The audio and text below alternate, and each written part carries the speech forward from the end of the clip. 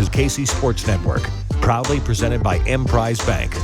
5 things to watch here on KC Sports Network. Thank you all so much for joining us, listening, watching, consuming KCSN content. We really appreciate everyone that is out there supporting what we're doing. This is our round the table game preview edition. You get 5 things to watch for Chiefs versus Chargers here this week.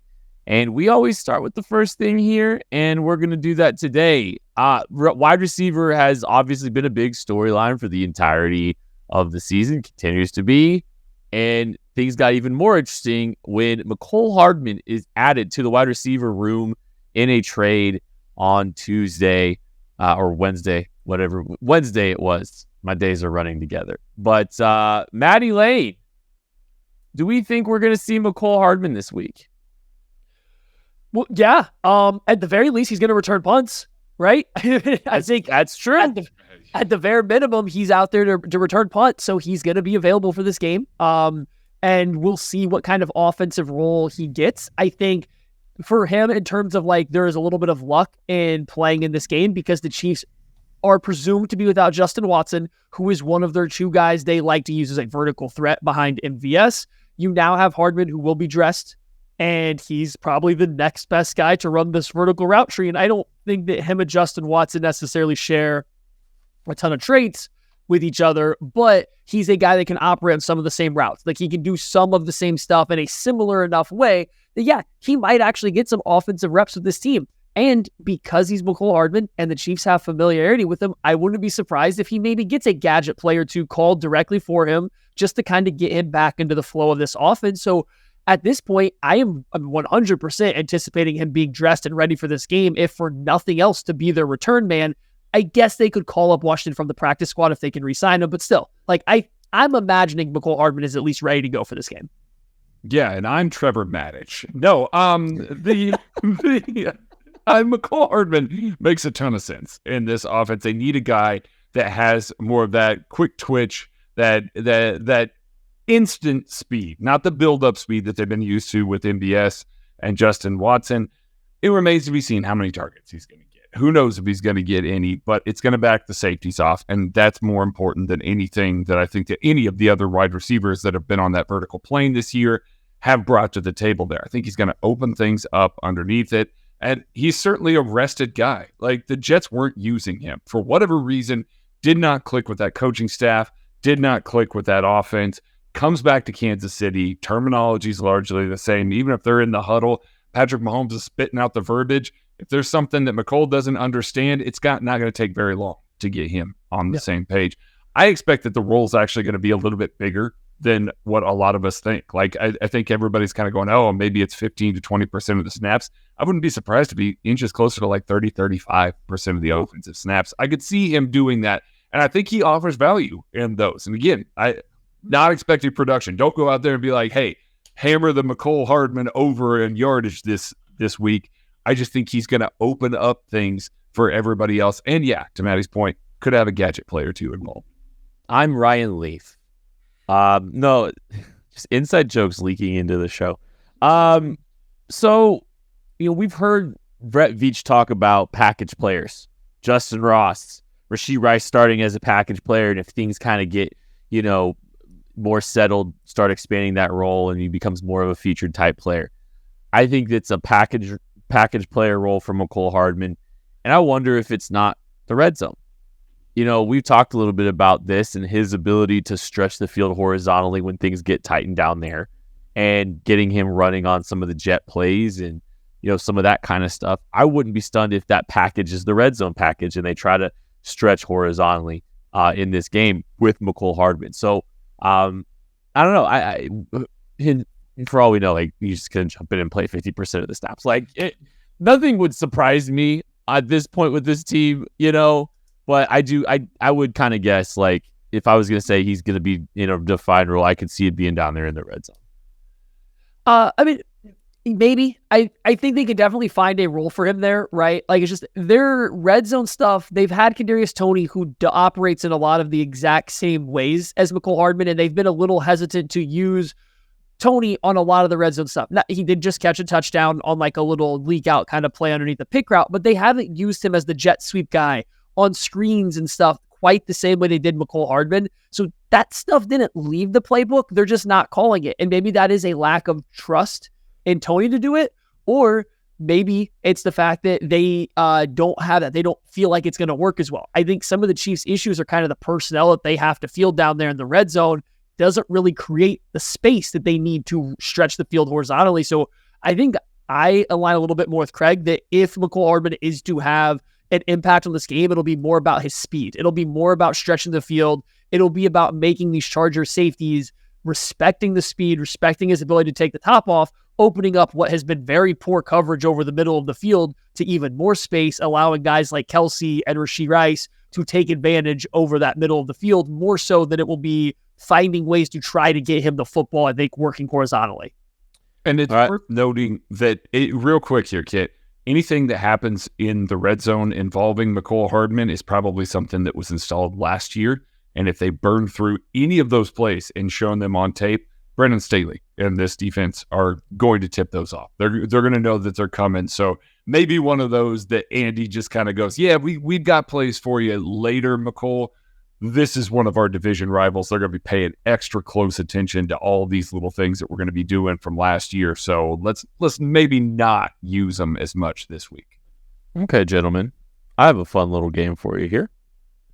Mecole Hardman on the season, 1 catch for 6 yards. Over.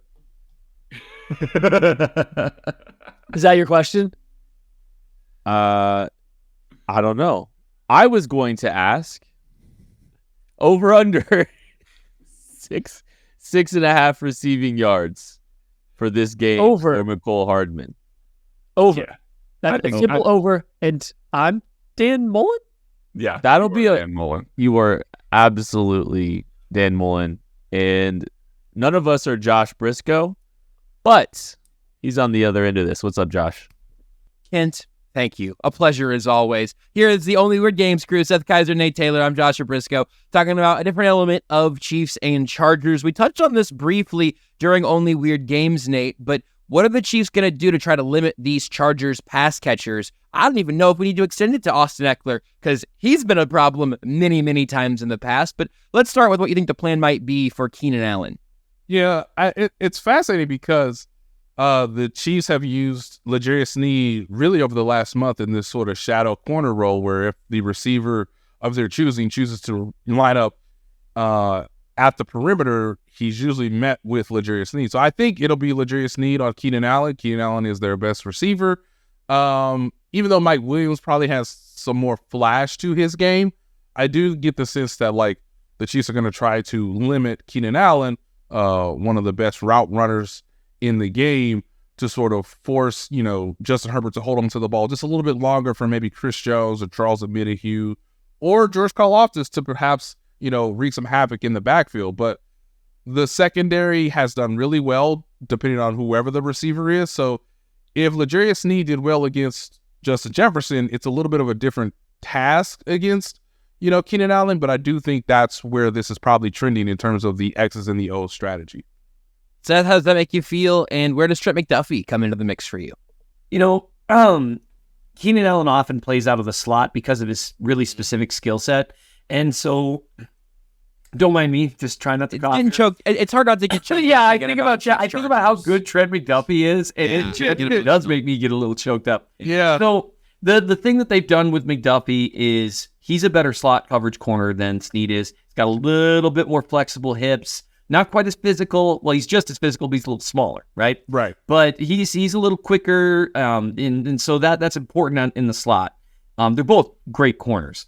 So I think what you're going to see a lot of, I think you'll see Sneed following him boundary to boundary, and he's had some epic matchups with Mike Williams in the past. So is Jalen Watson, and Josh Williams I think will get in on that because he's the type of guy that they're the type of corners that they're supposed to stop, these big ball-winning dudes.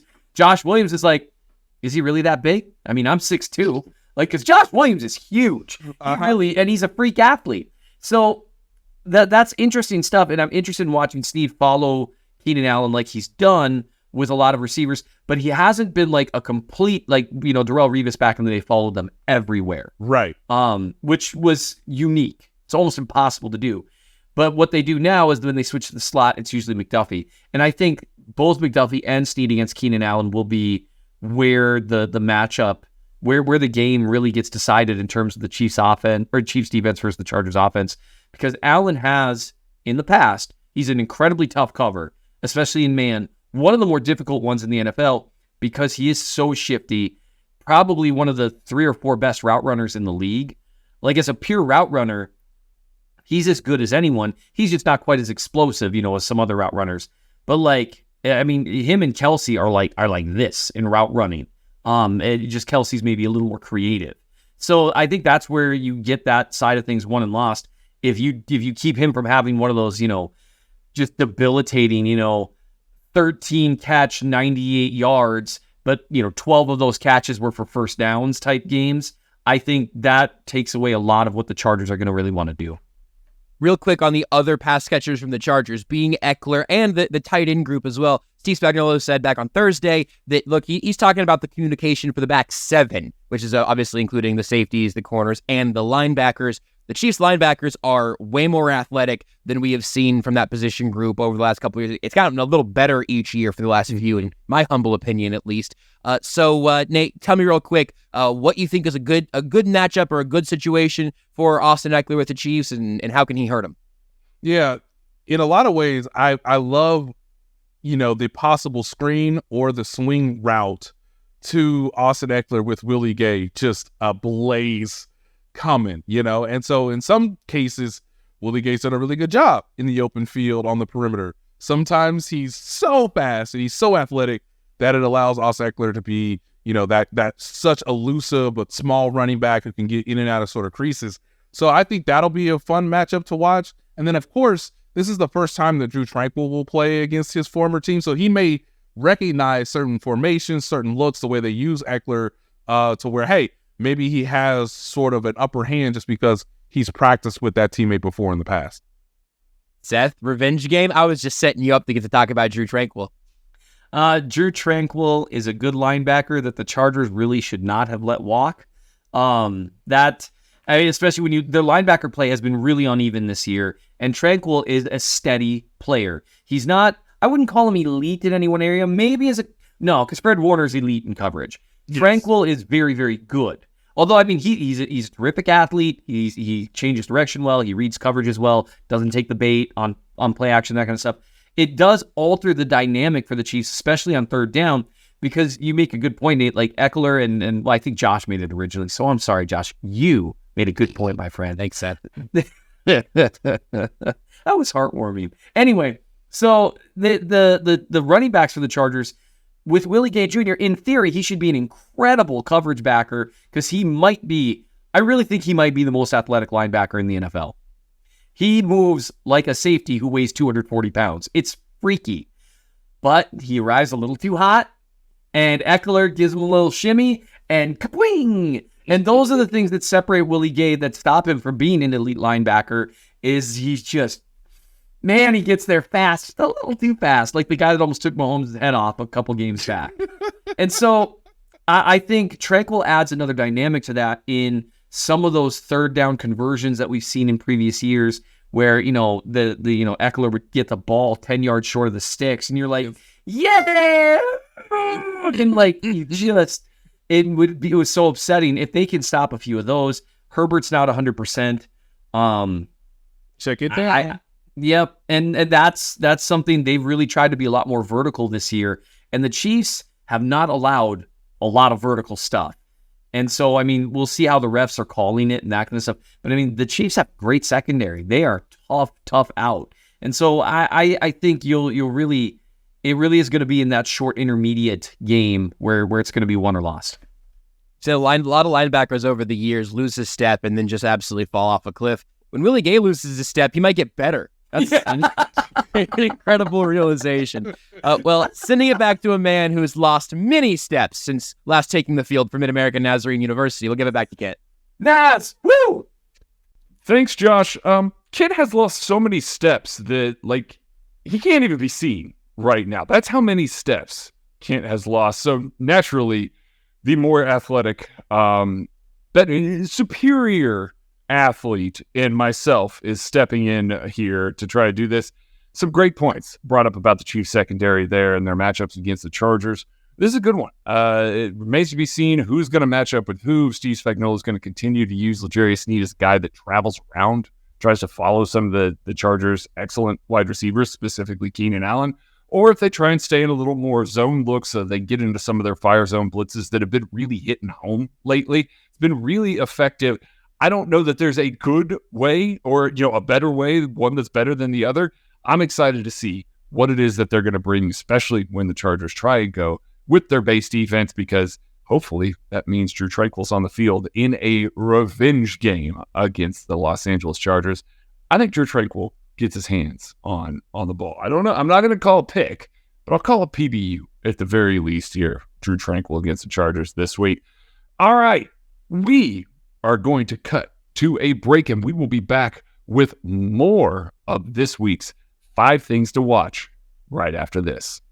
Thanks for listening to KC Sports Network. Make sure you download our new app. Find it on the App Store or Google Play. Just search KC Sports Network. We are back. Listen, we have talked a little bit about the Chiefs wide receivers. Cole Hardman, how he's going to come out of the break, come out of the gate here with the Chiefs against the Chargers.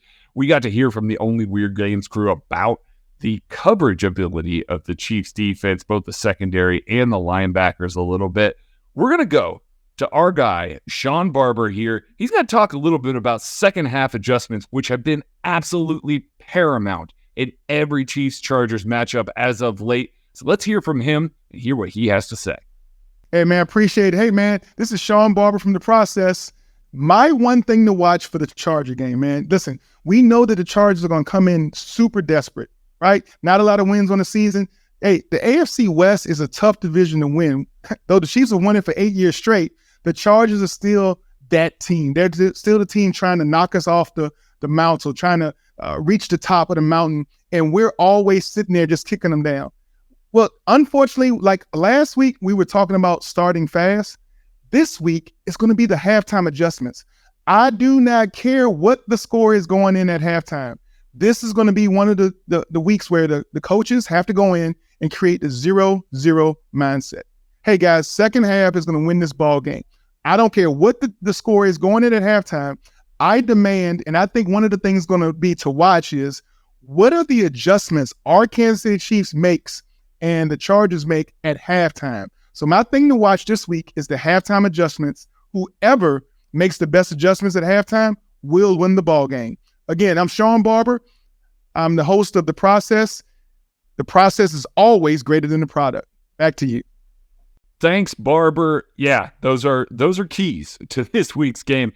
I think we all kind of take these divisional games for granted now that we're in Kansas City and things just kind of go the Chiefs' way more often than not. But these are hard-fought games, and when you play teams as often as you do, teams start to get used to your tendencies, start to get used to some of the things that you're doing. So making those necessary adjustments is absolutely paramount towards getting a lot of these divisional wins. That's why Andy Reid and Steve Spagnuolo are so good against the division from a win-loss perspective, because they're able to do that.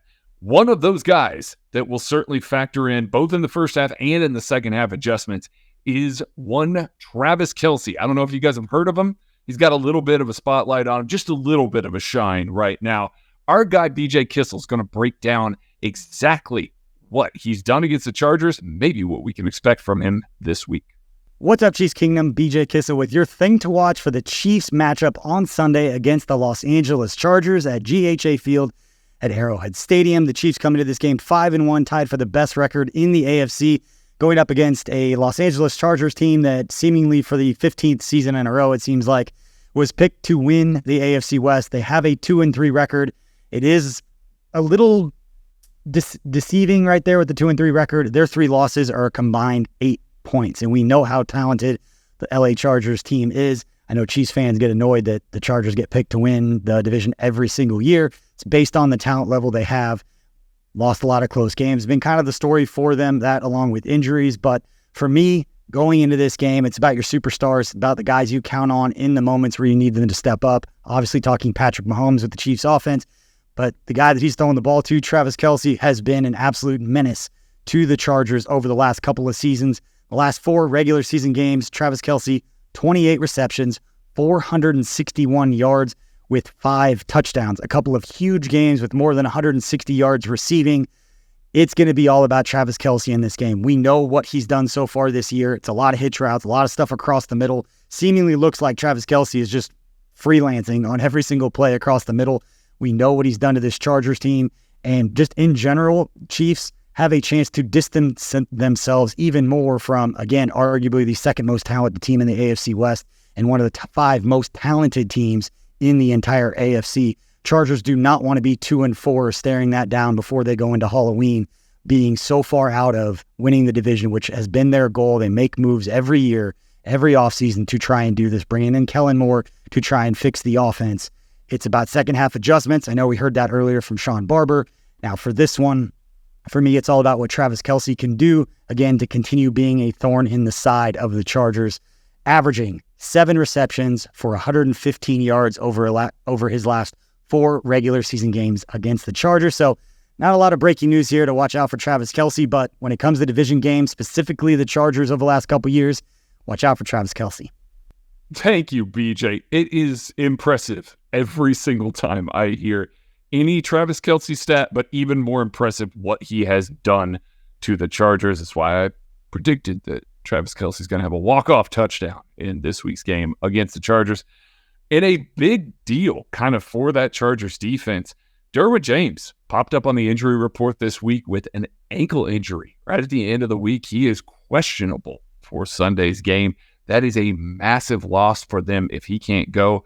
An even bigger thing to keep in mind here, Alohi Gilman, the other starting safety for the Los Angeles Chargers, is out. He has been out the past couple of weeks, but the guy that they've had filling in for him recently also had an ACL injury last week. They are going to be deep into their safety rotation. So if for whatever reason Derwin James is, or especially if he's out, boy, hammer that over on Travis Kelce, because there are some advantageous matchups in the middle of the field for him.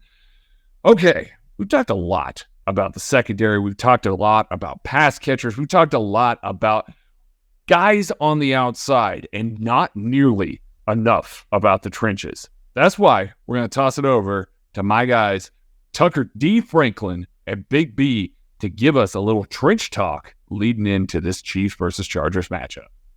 All right, let's get into the trenches here. On Outside the Trenches, Nick Leckie, Brian Hanley, Tucker Franklin here hanging out with you, talking about the trench warfare in this matchup here. Let's start on the Chiefs offensive line, going up against the Chargers defensive line, coming off probably a lackluster performance. We could categorize it for this Kansas City Chiefs team.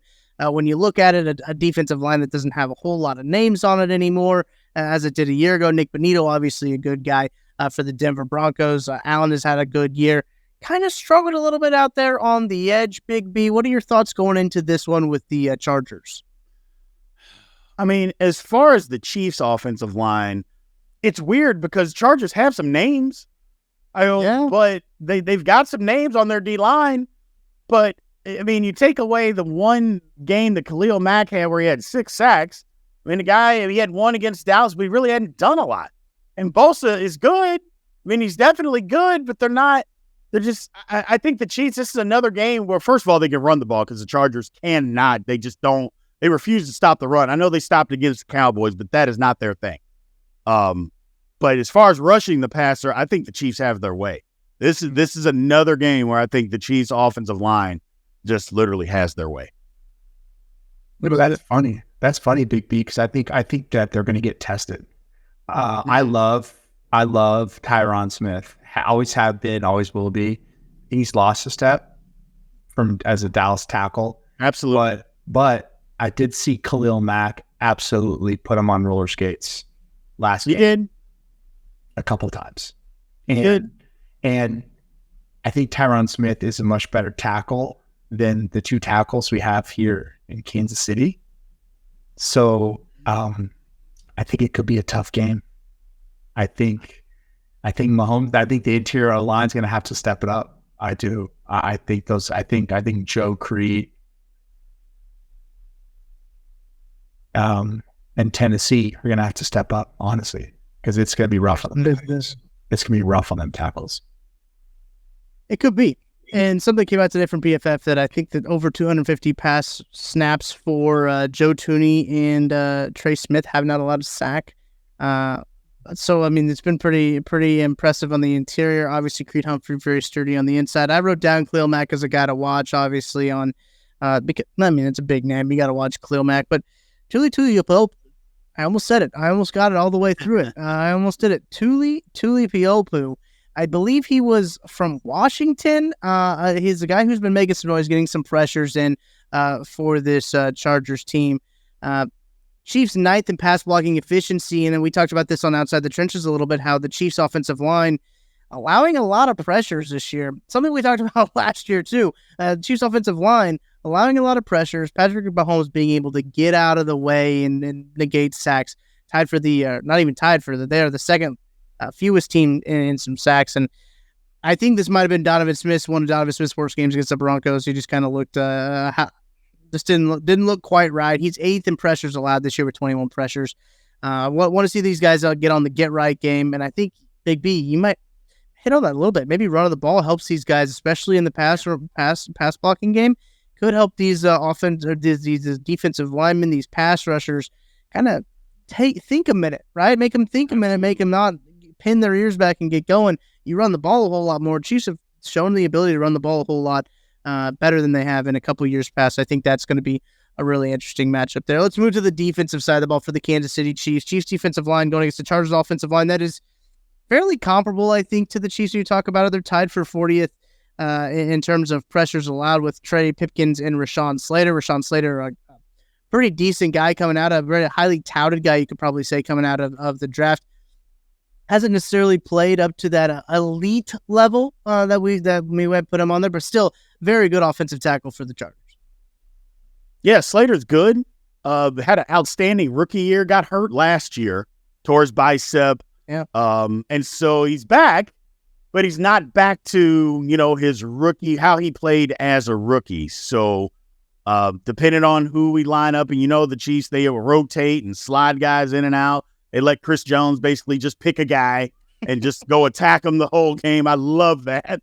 So I think this is a game that because their defensive line. Now, the one thing I will say against the Cowboys, their offensive line came to play because the Cowboys' defensive line have some guys. Yeah. They got a bunch of guys. And until the end of the game, they didn't get a whole. And first of all, they only had one sack.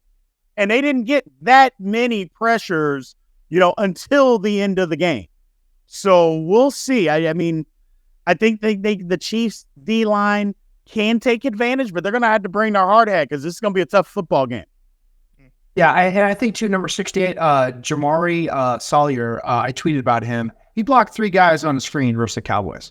It was impressive. It was really impressive. And he's got a big body. He's out of Georgia. I believe it's the second season.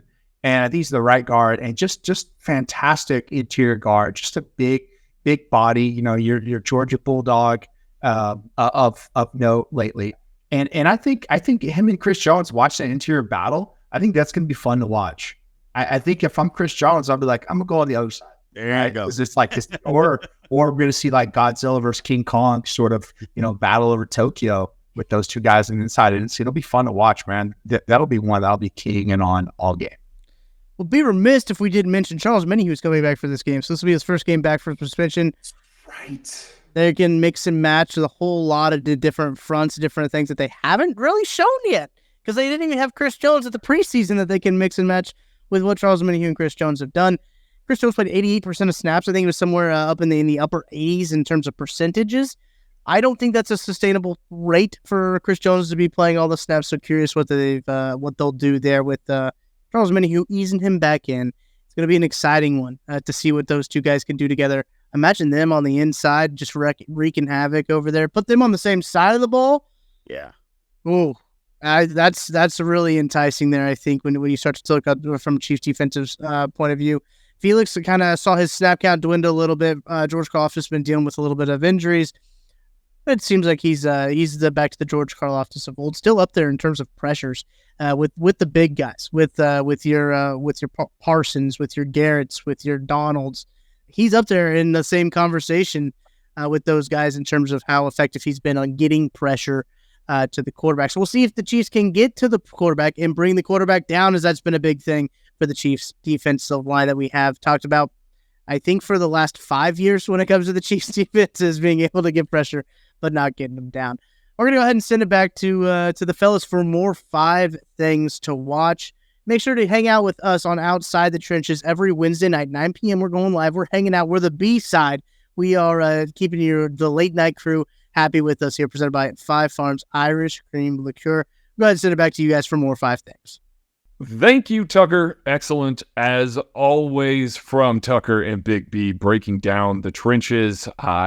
Give the Chiefs a little bit of a hat tip there. I really do, especially that Charles Omenihu guy coming into the fray here. We haven't seen a move officially at this point on Friday, as I'm recording this ahead of this week's game, to see who is going to be on or off the roster for Charles Omenihu, if there are any subsequent moves other than the Keandre Coburn move that got made here. But Charles Omenihu expected to be activated this week, so that is a big boost to the Chiefs pass rush as well.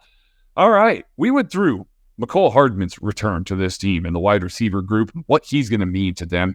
The only weird games guys went through secondary coverage, how to beat Justin Herbert, and especially in the linebacking core, what they can do to try and prevent these pass catchers for the Los Angeles Chargers from going off. We had Shawn Barber talking second half adjustments, BJ Kissel talking about Travis Kelce, and you just heard Big B and Tucker D. Franklin get done talking about the trenches. I am really excited for yet another divisional game. Chiefs in a stretch of 3 of them in a row here, a chance to really bury the AFC West, get a big leg up in weeks 7 and 8 here in some back-to-back-to-back divisional games. But it is a home game. So any of you that are in the Kansas City area that are heading out to the game, make sure you go to the Lot J tailgate. That is where our partners for those that tailgate are going to be. Get out there, meet some good people, have a great time. The booze will be flowing, the food will be cooked. You're going to have an awesome time there. So if you are at the game, be looking out for the Lot J tailgate over there while you are at that tailgate. Or if you're not able to make that tailgate, make sure that you are listening to the 8:10 pregame show. They are the home for the NFL, and they do an excellent job breaking down the Chiefs. When you've already consumed all the KCSN content from this week, make sure that you are locked in for the 8:10 pregame show over there. And when the game is done, you know where you find the best analysis that you can find about the Chiefs breaking down the game. It's right here on the KCSN YouTube channel. We will be live doing the postgame show from the Kingdom Bar and Grill. It will be BJ Kissel, Kent Swanson, myself, Maddie Lane, talking about, hopefully, another victory for our beloved Kansas City Chiefs